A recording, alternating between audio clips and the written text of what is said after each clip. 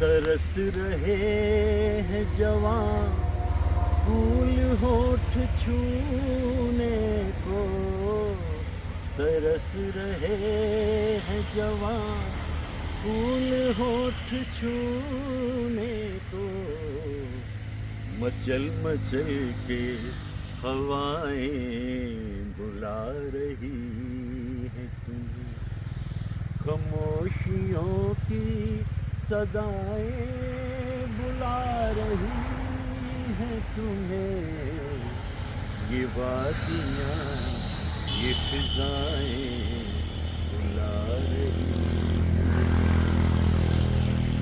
मेरा कहा न सुनो दिल की बात तो सुन लो, हर एक दिल की सदाएं बुला रही हैं तुम्हें, खामोशियों की सदाएं बुला रही हैं तुम्हें। ये वादियाँ, भाई ये जो साहिर साहब का गीत है ये मुझे बेहद पसंद है। तरस रहे हैं जवां फूल होंठ छूने को, और मचल मचल के हवाएं बुला रही। क्या अंदाज है। अच्छा ये दृश्य देखिए कि एक तरफ तो खिले हुए फूल हैं, पूरी कतार है, और ऊपर जैसे एक दयार है। पतझड़ ने किस तरह से इन शजर को ख़त्म किया कि एक डगर सी बन गई फूलों की, और शजर देखते रह गए। लेकिन घबराने की बात नहीं है, फिर जिंदगी में परिवर्तन आता है। जिंदगी को तमन्ना थी हमराज की, साजे दिल को जरूरत थी आवाज की, तुमने जब मुस्कुरा के पुकारा मुझे, जिंदगी को नया एक सहारा मिला। जिंदगी के सफर में अकेले गए तुम तो दिल को सहारा मिला, आ गए एक नए रास्ते पर जब तुम्हारी नजर का इशारा मिला। अच्छा ये जो हैं ये शकील बदायूनी साहब हैं, ये धुन रफ़ी साहब की है, गा रफ़ी साहब रहे हैं, और इस पर जो अदाकारी हो रही है वो भी सुरेंद्र साहब। मैं कई बार सोचता हूँ रफ़ी साहब ने लगभग 5063 गाने गाए और राज किया फिल्म इंडस्ट्री पे पूरा। और कैसे कैसे गीत गाते थे, हर कलाकार के लिए गीत गाते थे। क्या धर्मेंद्र दुनिया से रुखसत हो गए हैं, लेकिन आप उनकी अदाकारी भूल सकते हैं। और मोहम्मद रफ़ी साहब क्या छा रही थी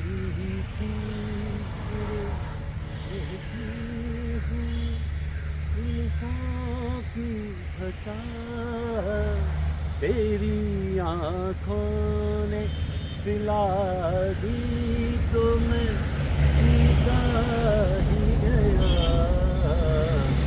तौबा तौबा वो नशा है कि बुलाऊं कैसे, गए होश तो फिर होश में आऊं कैसे, मैं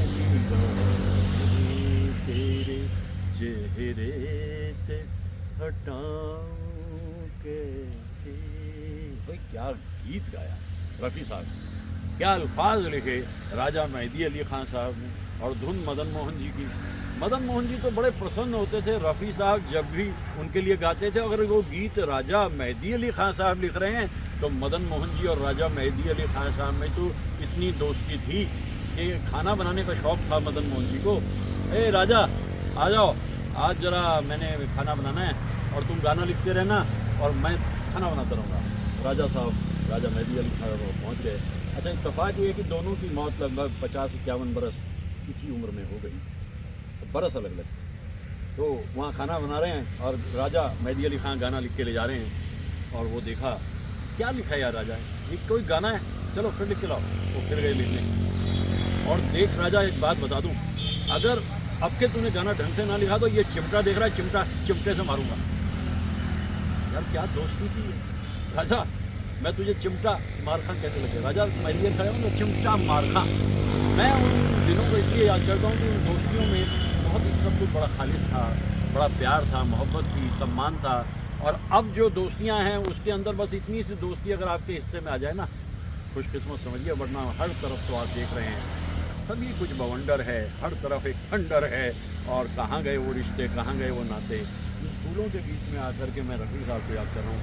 और एक और गीत लिख कर के मुद्दतों आरज़ू थी जिंदगी में कोई आए, सुनी सुनी जिंदगी में कोई शमा झिलमिलाए, वो जो आए तो रोशन ज़माना हो गया, एक हसीन शाम को दिल मेरा खो गया, पहले अपना हुआ करता था, अब किसी का हो गया। ये भी राजा मदनी के साथ, ये भी मदन मोहन जी हैं, ये भी रफ़ी साहब हैं। और इत्तफ़ाक़ ये कि यहाँ भी धर्मेंद्र साहब मौजूद हैं।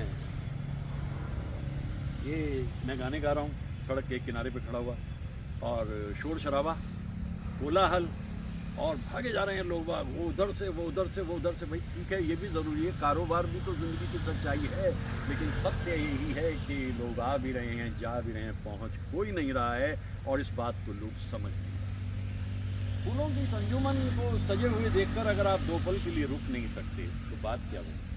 मैं तो जैसा कहता था और कहता हूँ आज भी कि वर्ड्सवर्थ को जब मैं 10th क्लास में पढ़ता था वो डैफोडिल मेरी समझ नहीं आते थे, और जब मैं पढ़ाने लग गया गर्ल्स कॉलेज में रोमांटिक पोइट्री तो वहाँ कुछ कुछ समझने आने लगे। और आज मैं वर्ड्सवर्थ की तरह से जीता हूँ, क्योंकि वो दौलत, शोहरत, इज्जत जिसके पीछे दुनिया भागी फिरती है, हमें उससे कुछ लेना देना, ये हमारी फ़कीरी है। और ऐसी गुजरी मियाँ फ़कीरी में बादशाही आरज़ू न थी। ये शेर नवाज साहब ने एक बार ये लिख कर दिया था, कहने लगे न साहब आपकी फ़कीरी को देख कर ये शेर आपको, बादशाहत को भूल जाओगे भाई, पहले बता रहा हूँ, बादशाहत को भूल जाओगे, हम फ़कीरों से दोस्ती कर लो। किसी ने ये बात बड़े अच्छे ढंग से कही है, लेकिन इसको समझना हर किसी के बस की बात नहीं। रफ़ी साहब के गीतों के अंदर ज़िंदगी, बैठो न दूर हमसे, देखो खफा न हो, किस्मत से मिल गए हो, मिलके जुदा न हो, मेरी प्यास होता है कि ज़मीन से भी कहीं आसमान मिल गया, तुम जो मिल गए हो तो ये लगता है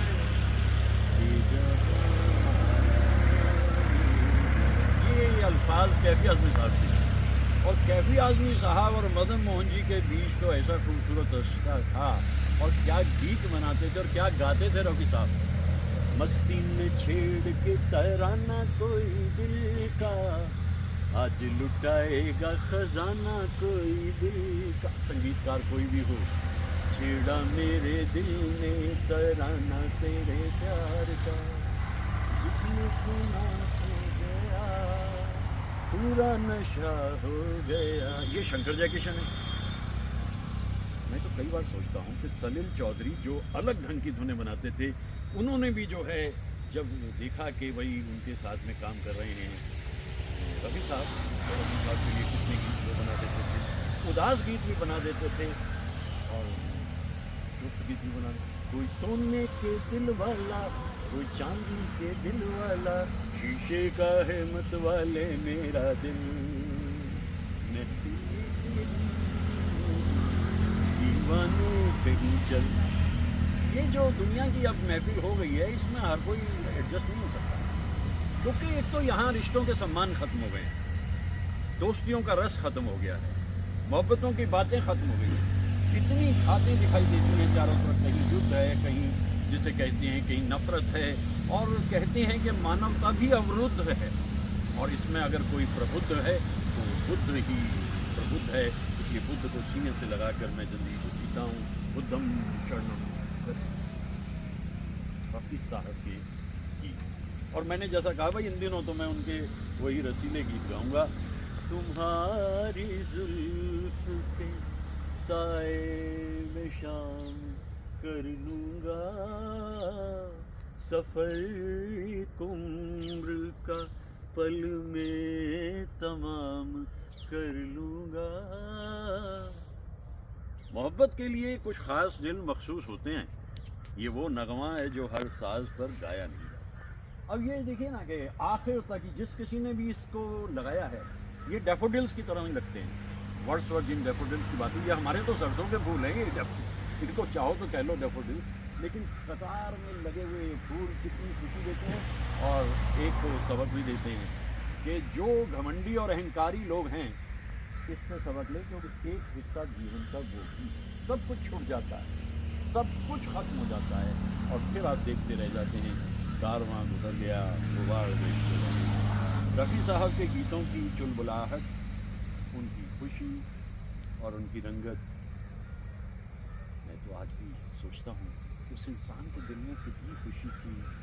मुझे दर्द दिल का पता न था, मुझे आप किस लिए मिल गए, मैं अकेले यूं ही मज़े में था, मुझे आप किस लिए मिल गए। यूं ही अपने अपने सफ़र में गुम, कहीं दूर तुम, कहीं दूर तुम, कहीं दूर तुम चले जा रहे थे जुदा जुदा, मुझे आप किस लिए मिल गए।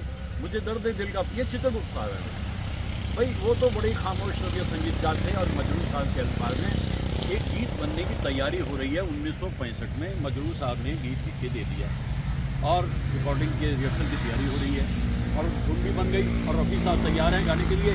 लेकिन जब बताया गया कि भाई हमारा जो एक्टर है इसमें यानी फिरोज़ खान, वो बड़ी ख्वाबीदा सी शुरुआत ले रहे हैं और उसमें एक ख्वाब सा दिख रहा है, तो जब गाना शुरू होने वाला तो रफ़ी साहब ने एक सलाह दी, चित्रगुप्त जी अगर इसके शुरू में एक आलाप लगा दें तो कैसा रहेगा। हाँ जी बिल्कुल, आप बताइए कैसे। और रफ़ी साहब ने शुरू किया,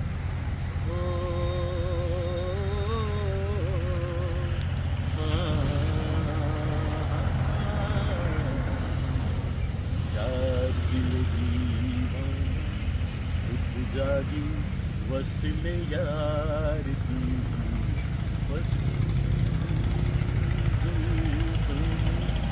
आई है सबा प्यार की। तो देखिए इस गीत की खूबसूरती कितनी बढ़ गई। और जनरली रफ़ी साहब कोई सलाह मशवरे नहीं देते थे, जो उन्हें कहा जाएगा उस गीत को उसी तरीके से गा देना। मैं पहले भी अभी कुछ दिन पहले जब दूसरे इलाके में था वहाँ भी रफ़ी साहब के गाने गा रहा था। आज मैं इस इलाके में हूँ, यहाँ भी मैं रफ़ी साहब के गाने गा रहा हूँ। लेकिन इन दिनों मैंने तय किया है कि ये मौसम में बसंत है, मौसम में बहार है, जश्न मोहब्बत है, तो यहाँ जो हैं हमें खुश दिली के ही गाने चाहिए। कौन है जो सपनों में आया, कौन है जो दिल में समाया, लो झुक गया आसमां भी, इश्क मेरा रंग लाया, ला ला ला ला ला ला ला ला। रफ़ी साहब ने तो इस गाने में कहा था ओ प्रिया। लेकिन हम जब कॉलेज में पढ़ते थे 1968 के ज़माने में, तो जो उस ज़माने की सबसे खूबसूरत हसीना हम लोगों के आसपास से गुजरती थी, हम उसके नाम को यहाँ पर एडजस्ट कर देते थे और वो भी मुस्कुराती हुई गुनगुनाती हुई। आपकी बातों में अगर शराफत है, लताफत है, मोहब्बत है, तो फिर आप हर जगह कबूल हैं। लेकिन अगर नफ़रत का आप बीज बोएंगे तो फसल न हो। हर गायक उन्हें पसंद करता है और मन्ना दा जो हैं वो उन्हें बहुत पसंद करते हैं। बल्कि रफ़ी साहब तो कहते थे कि दुनिया मेरे गाने सुनती है, मन्ना दा मैं तो आपके गाने सुनता हूँ। और मुकेश साहब से कितनी गहरी दोस्ती और कोई रंजिश नहीं थी किशोर कुमार में और रफ़ी में। ये सब मीडिया बड़ी चीज़ों को कभी भी उड़ा देता है, सेंसेशनलिज्म, वैसे भी यूट्यूब पे कर देते हैं अपनी बातें कुछ कुछ। बड़ी प्यार मोहब्बत की उनकी दुनिया थी, क्योंकि ऐसी कुछ फिल्म्स हैं जहाँ किशोर कुमार पर्दे पे हैं और गा रहे हैं मोहम्मद रफ़ी साहब। मन मोरा बाबरा, इसमें अदाकारी किशोर कुमार की और प्लेबैक रफ़ी साहब। अजब है दास्तां तेरी ये ज़िंदगी, अजब है दास्तां तेरी ये ज़िंदगी। अब बताइए कि इतना बड़ा कलाकार है किशोर कुमार और उस पर प्लेबैक दे रहे हैं मोहम्मद रफ़ी साहब। कोई ईगो प्रॉब्लम नहीं, सब आराम से इत्मीनान से गाने गाए जा रहे हैं और साथ में मिलकर भी कितने गीत गाए उन्होंने। और एक वक्त आया जब ज़माना किशोर कुमार का आ गया, मतलब ज़माना किशोर कुमार के पीछे चलने लगा और थोड़ी सी धुंधलाहट आ गई रफ़ी साहब की ज़िंदगी में। लेकिन फिर 1976 में गाना बना के तैयार कर दिया और गाने में जो तीनों कलाकार हैं, किशोर कुमार गा रहे हैं, लता मंगेशकर गा रही हैं और फिर बीच में एकदम रफ़ी साहब आते हैं। ये मस्तियाँ ये बहार, दिल हो चला बेकरार, मैं गिरता हूँ उसे थाम लो, भीगे लबों से मेरा नाम लो। यह गाना आपको याद है? क्या मौसम है। दूसरा, अच्छा, मेरी खुशी ये रही कि लोनावला में मित्र कमलजीत के आज कहने पे बैठे बैठे बातचीत करते करते अचानक रमेश तलवार साहब आ गए। इस फिल्म के डायरेक्टर रमेश तलवार साहब थे। मैंने उनसे कहा, भाई रमेश जी, आपके लिए मैंने बहुत आपका धन्यवाद करना है। तो वो मेरा नाम जान चुके थे। उन्होंने कहा, रमेश जी किस बात का धन्यवाद करना है? मैंने कहा, धन्यवाद ये करना है कि ये गाना जो आपने दूसरा आदमी फिल्म में दिया, क्या मौसम है, और इसमें जो रफ़ी साहब ने ये मस्तियाँ, तो रमेश साहब कहने लगे कि देखो कमाल तो ये राजेश रोशन का है।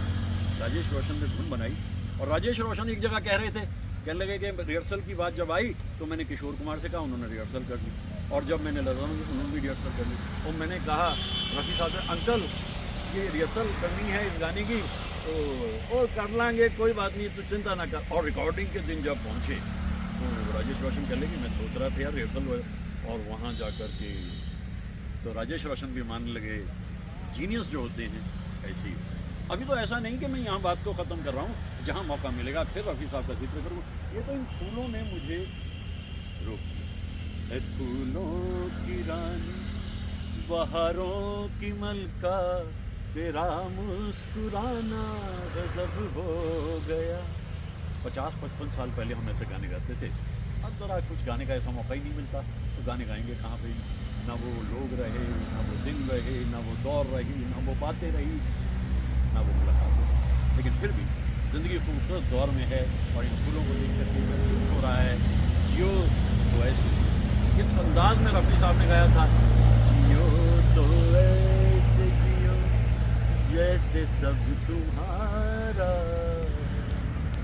मरो तो ऐसे के जैसे तुम्हारा कुछ भी ना।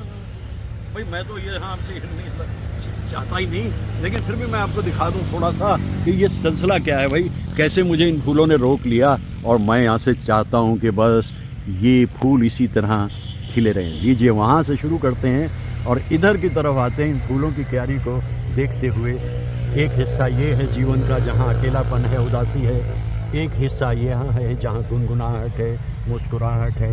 लीजिए ये धीरे धीरे ये सारे फूल आपकी तरफ आ रहे हैं और इन फूलों को अपने आप में उतार लीजिए, ज़िंदगी जीने लायक हो जाएगी।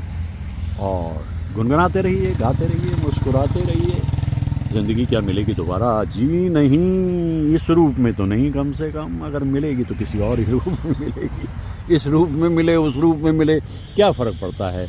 If winter comes can spring be far behind. ये विंटर के मारे हुए पेड़ हैं, सर्दी के मारे हुए। और शैली ने क्या कमाल की बात कही थी, oh romantic poet. If winter comes can spring be far behind. तो ये हमें भी सबक मिलता है कि ज़िंदगी में तकलीफ़ आए, परेशानी आए, बेचैनी आए तो दुखी मत होइए, क्योंकि एक रूप वो है, एक रूप ये है। ज़िंदगी इसी तरह चलती है और इसी तरह आगे बढ़ती है। बस जो समय आए उसे स्वीकार कीजिए। हद्दे निगाह तक यहाँ बहार ही बहार है। क्या खूबसूरत मंजर है। मैं तो हटना ही नहीं चाहता यहाँ से, लेकिन फिर भी